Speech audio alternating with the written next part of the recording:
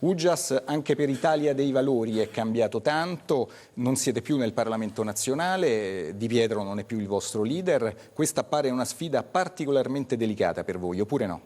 L'Italia dei Valori riparte dopo un congresso che ha dato il via ad una nuova generazione, ad un nuovo segretario, Ignazio Messina, una nuova generazione di segretari regionali, con Antonio Di Pietro che continua a fare il militante, ma un partito che spersonalizzato dal nome, noi manteniamo lo stesso simbolo che è Italia dei Valori, dal quale manca Antonio Di Pietro proprio a significare la spersonalizzazione del simbolo. Manteniamo lo stesso brand, dalla parte dei cittadini, le nostre battaglie in Italia le abbiamo portate in Europa, questi 5 anni sono stati fruttuosi, di tanto impegno contro il nucleare, contro la produzione degli OGM, per portare la crescita dell'economia dalla speculazione finanziaria verso l'economia reale e tante battaglie che vogliamo continuare a portare avanti anche in questa tornata elettorale. A quale famiglia europea voi fate riferimento? Ma noi facciamo riferimento all'ALDE, però prendiamo le distanze. I liberali e democratici. Liberali e democratici, siamo l'unico partito italiano iscritto all'ALDE. Io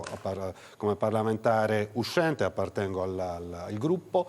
Non ci riconosciamo però nel liberismo forte, sfrenato, quello del nucleare, non ci ritroviamo in quello di Olli Rehn, cioè del rigore, e su questo abbiamo preso le distanze il più delle volte, ritenendo che ci debba essere una solidarietà economica, non ci può essere un nord e un sud dell'Europa, ma si deve andare verso gli Stati Uniti d'Europa che rappresentino in questo senso una famiglia che nel suo insieme non può avere dei fratelli poveri e dei fratelli ricchi, ma che ci sia una solidarietà che determina una crescita verso l'alto in tutti. Allora Ugias, il vostro parere su questo? L'importante è far capire ai cittadini italiani che conta più la politica europea che non la politica nazionale. Oggi l'80% dei provvedimenti legislativi che entrano in vigore negli Stati membri provengono dalla politica europea. La gestione dei fondi europei, una barca di miliardi non spesi da parte delle regioni, sono un tesoro che occorre spendere nel modo migliore possibile. Oggi la gente ha bisogno di lavoro,